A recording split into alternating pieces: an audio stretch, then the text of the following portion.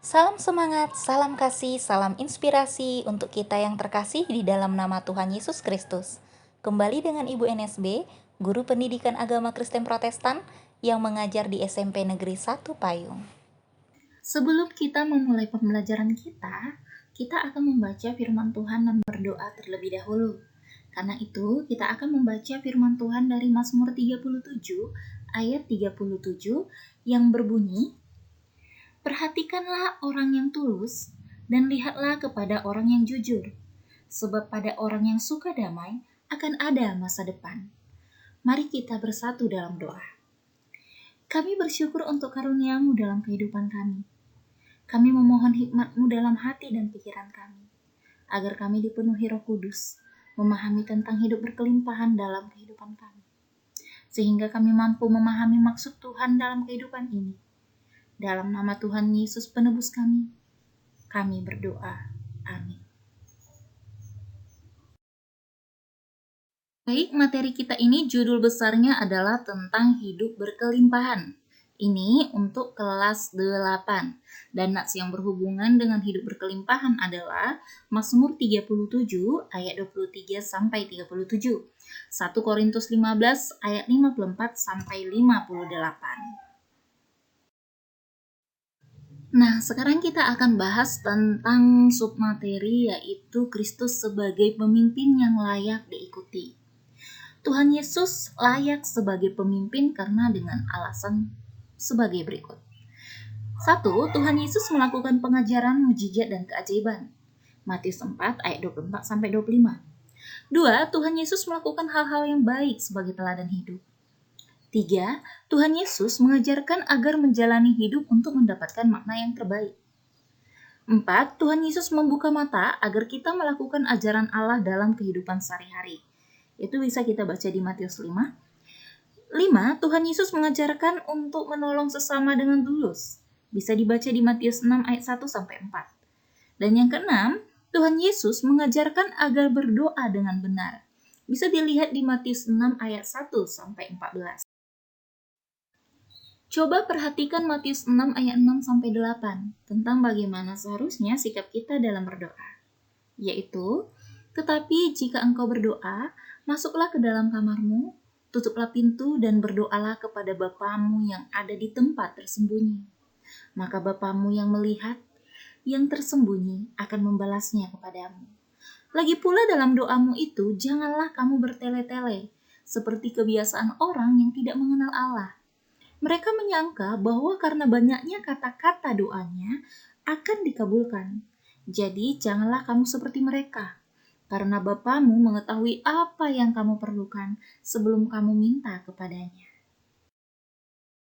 Dari pesan Tuhan Yesus dalam Matius 6 ayat 6 sampai 8, kita pelajari sedikitnya 3 hal, yaitu 1.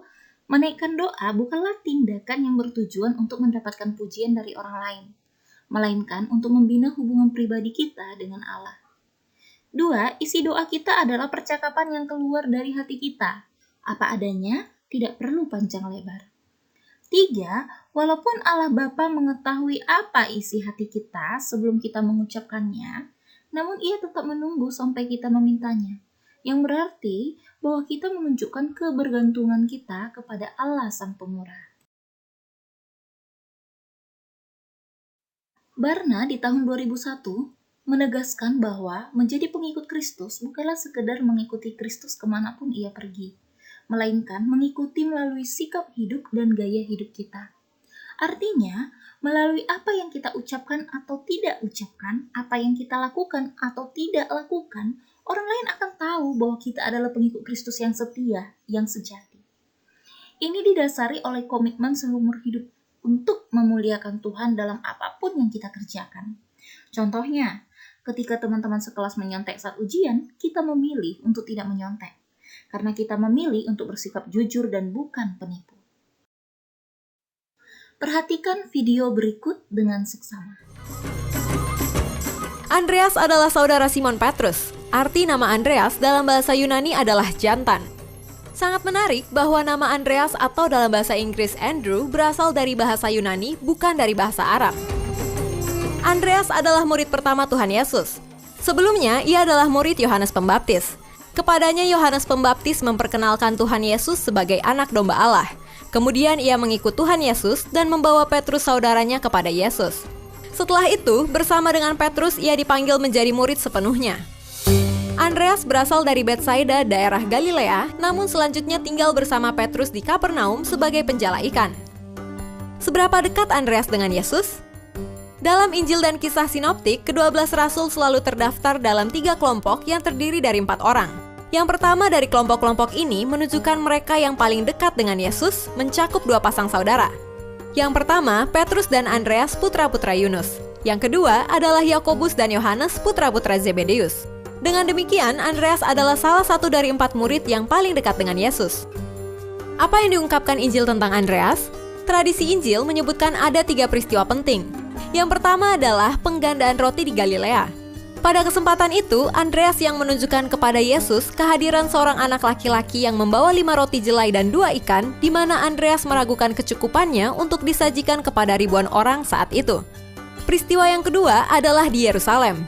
Ketika 4 sekawan, yaitu Andreas bersama dengan Petrus, Yakobus, dan Yohanes bertanya kepada Yesus tentang kokohnya tembok bait suci Yerusalem yang tak mungkin dapat diruntuhkan dan akhir dari kesudahan zaman.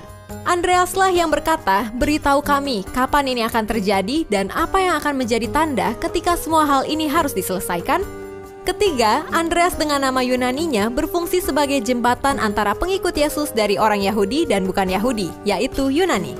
Kisah ini dicatat dalam Injil Yohanes 12 ketika di Yerusalem sebelum masa sengsara Yesus tiba.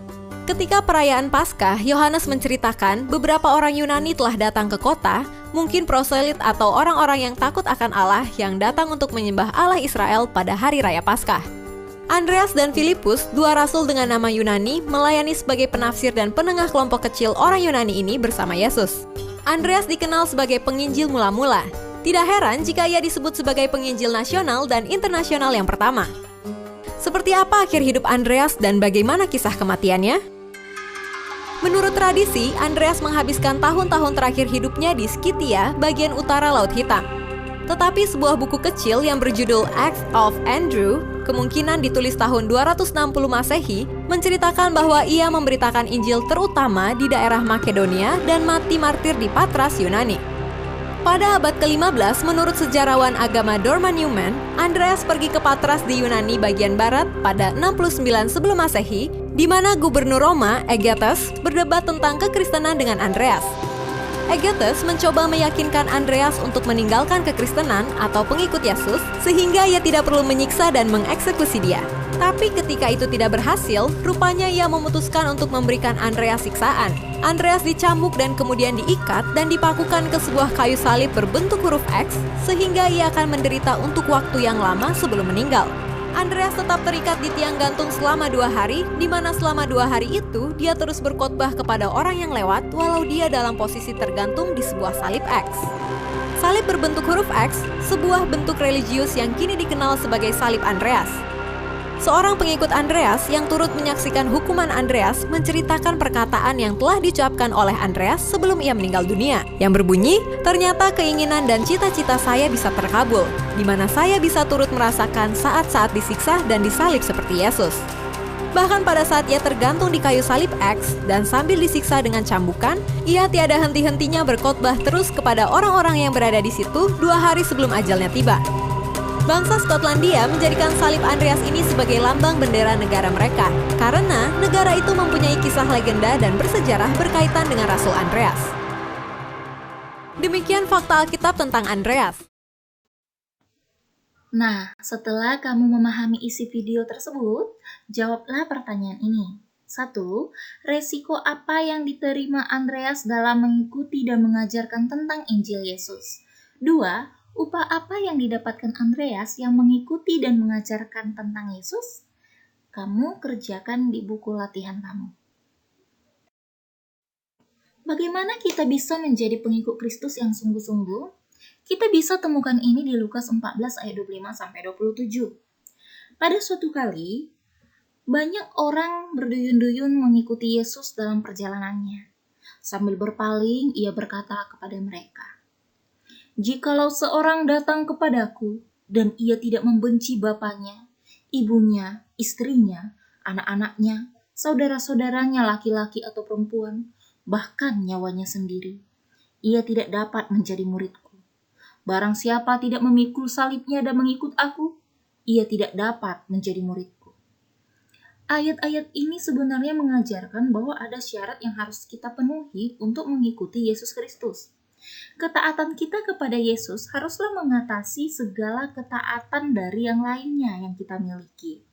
Ketika dihadapkan pada pilihan yang selalu harus kita ambil adalah ketaatan kepadanya.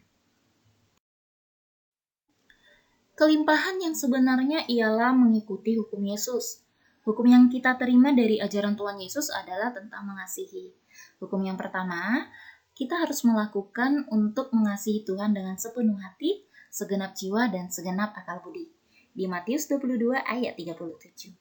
Kedua, kita harus mengasihi sesama manusia seperti diri kita sendiri. Di Matius 22 ayat 39. Kecenderungan manusia adalah mementingkan diri sendiri dan mengorbankan orang lain demi mendapatkan apa yang ia inginkan. Tetapi hukum yang diajarkan Tuhan Yesus ini justru mengajarkan kita untuk mengasihi orang lain seperti kita mengasihi diri kita sendiri. Pasti kita pernah bertanya-tanya, kalau kita ngikut Tuhan Yesus Kristus itu, kita bakalan dapat apa sih? Ada dua hal penting yang kita dapatkan. Yang pertama, jaminan keselamatan. Itu ditulis di Yohanes 3 ayat 17. Yang kedua, menerima hidup berkelimpahan. Di Yohanes 10 ayat 10.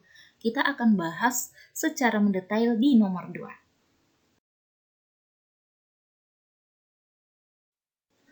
Melalui hubungan yang akrab dengan Tuhan, melalui pembacaan Alkitab dan persekutuan dengan sesama, kita akan mendapatkan kekuatan untuk menjalani hidup ini dengan kelimpahan yang sudah dikaruniakannya. Ketika kita menggali dari janji dan kuasa Tuhan yang adalah sumber air yang tiada putusnya, mengalirkan berkat bagi kehidupan, kita menemukan kekuatan yang tiada habisnya. Namun, ketika kita menggali dari sumber kita sendiri, tentu ada batasnya. Inilah rahasia hidup berkelimpahan. Banyak orang hanya mencari Tuhan karena ingin mendapatkan berkat jasmani saja. Tapi janji Tuhan tidak terbatas untuk hal-hal jasmani, melainkan untuk hal-hal yang menjadikan kualitas kehidupan kita sungguh amat baik. Meskipun badai menerpa kehidupan kita, kita tidak perlu khawatir, karena Tuhan selalu beserta kita melewati berbagai peristiwa yang paling mengerikan sekalipun. Satu hal lain yang juga penting kita perhatikan adalah suatu sumber air akan menjadi berkat bila tidak disumbat alirannya. Sebaliknya, bila aliran air itu disumbat, semakin lama air akan semakin keruh. Karena itu, jadilah saluran berkat bagi orang lain agar berkat Tuhan terus mengalir dalam hidup kita. Kita bisa baca Hosea 4 ayat 6. Ini mengingatkan kita, yaitu umat Tuhan pada masa kini, bahwa hidup tanpa pengetahuan akan Allah malah membuat kita kehilangan arah. Sampai akhirnya Tuhan sendiri yang melupakan kita. Nah, tadi kita sudah bahas apa sih yang kita dapat jika kita mengikuti Kristus, yaitu jaminan keselamatan dan hidup berkelimpahan. Sekarang kita akan membahas secara detail tentang hidup berkelimpahan. Nah, jadi hidup berkelimpahan bukan soal hidup kaya raya, uang, mobil, rumah besar. Tapi hidup berkelimpahan ialah hidup dengan penuh rasa syukur, menjadikan Allah sebagai sandaran hidup dan memiliki kekuatan dari Allah. Rahasia hidup berkelimpahan adalah bila kita mengasihi Allah dengan sungguh-sungguh, menjalankan perintah-perintahnya, tahu apa yang Tuhan inginkan untuk kita lakukan dan janji-janjinya itu apa. Dan kita juga bisa mendapatkan kekuatan bahkan kekuasaannya. Nah, untuk mendapatkan hidup berkelimpahan, kita hanya perlu meluangkan waktu untuk membaca firman Tuhan, mulai dari kitab Kejadian sampai dengan kitab Wahyu.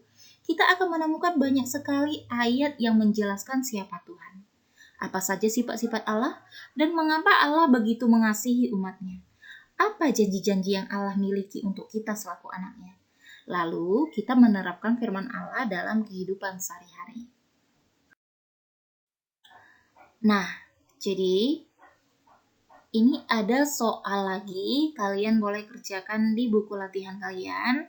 Yang pertama, selama hidupmu, kelimpahan apa yang sudah kamu dapatkan dari Tuhan Yesus? Yang kedua, tuliskan dengan doa singkat untuk mengucapkan syukur atas kelimpahan yang Tuhan Yesus berikan dalam hidupmu. Demikian materi pembelajaran kita kali ini, dan rangkumannya adalah 1. Hidup berkelimpahan ialah hidup dengan penuh rasa syukur, menjadikan Allah sebagai sandaran hidup dan memiliki kekuatan dari Allah. 2. Di dalam Tuhan kita dapat mengalami hidup berkelimpahan. 3. Hidup berkelimpahan bukan hanya dari aspek material, tapi juga spiritual. 4. Kunci dari hidup berkelimpahan adalah mengasihi Tuhan dengan sepenuh hati, segenap jiwa, dan segenap akal budi, percaya pada janji-janjinya dan mengalami kuasanya. Oke, kita masuk kepada tugas, dan tugasnya tadi sudah Ibu selipkan di video pembelajarannya, jadi kamu harus nonton dari awal, pertengahan, hingga akhir.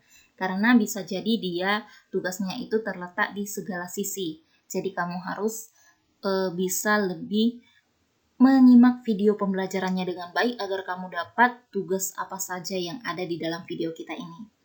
Dan jangan lupa ditulis di buku latihan, kemudian difoto, kirim ke WA pribadi Ibu. Semangat belajar!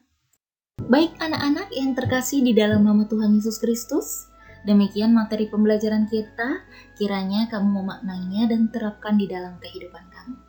Semangat belajar selalu, andalkan Tuhan Yesus. Salam sejahtera, salam kasih, dan salam inspirasi. Sekian dan terima kasih.